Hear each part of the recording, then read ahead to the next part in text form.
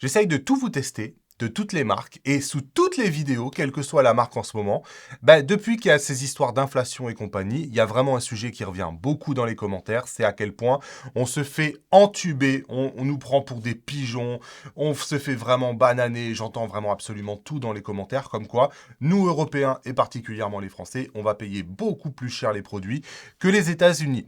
Et clairement, dans cette vidéo, on va essayer de voir si c'est vrai ou si c'est juste un sentiment qui finalement est faussé.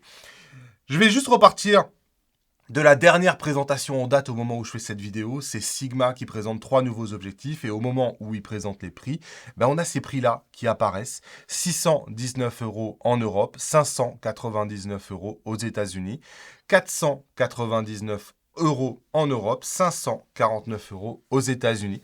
Et vous voyez, parfois on n'arrive pas à comprendre parce que même la Sigma, dans une même présentation, il y a un objectif pour lequel il n'y a que 19 € de plus à payer par rapport aux 599 $.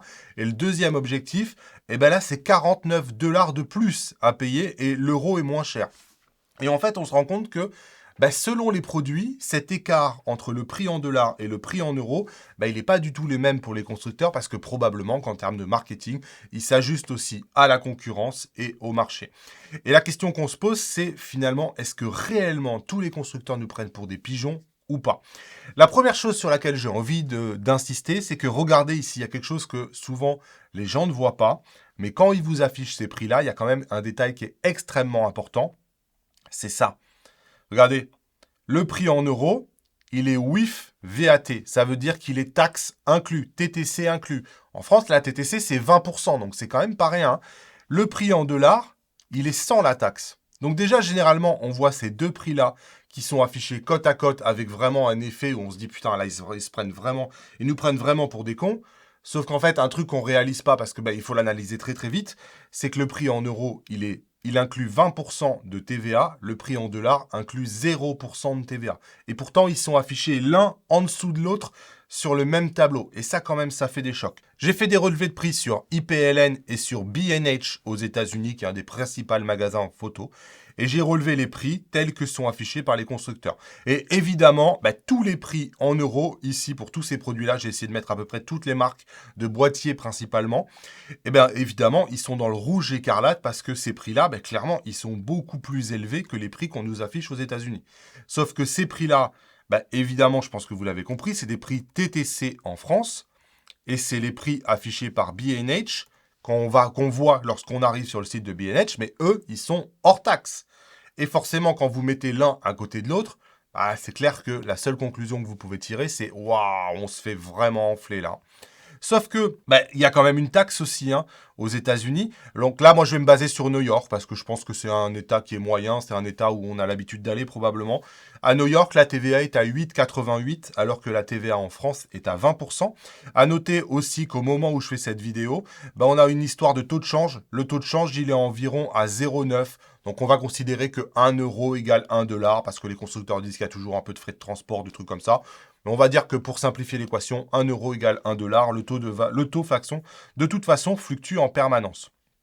Donc, je pense que quand même, la première chose pour arriver à faire une comparaison, c'est de rajouter la TVA aussi, parce que dans B&H, quand vous allez faire une commande, dès que vous mettez l'objet dans le panier, il vous rajoute aussi la TVA.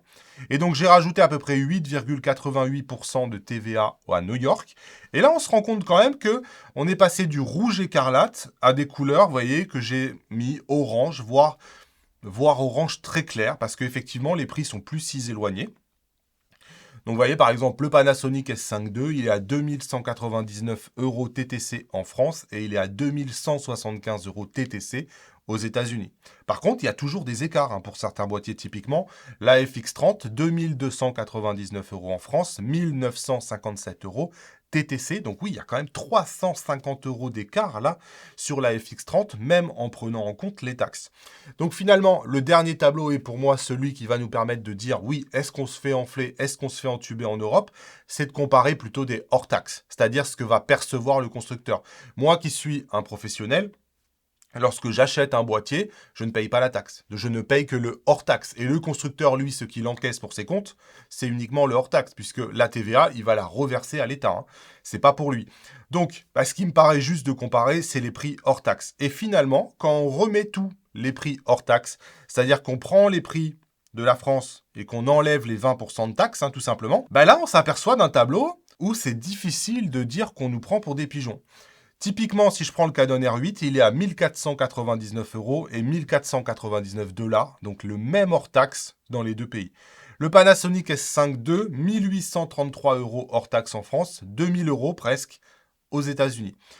Le A7 IV, 2333, 2500 € quasiment aux États-Unis. Donc, et on peut continuer comme ça. Le Nikon Z9, on le paye 500 € de moins que ce que le paye quelqu'un à New York.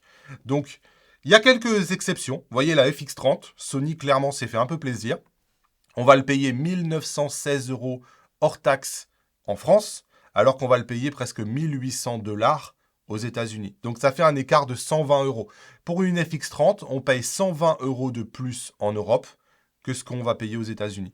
Mais regardez sur la majorité des produits en définitive que j'ai pris ici, la plupart du temps, on ne se fait pas enfler, c'est plutôt le contraire. C'est les États-Unis qui vont le payer plus cher que ce que nous, on va l'avoir en Europe.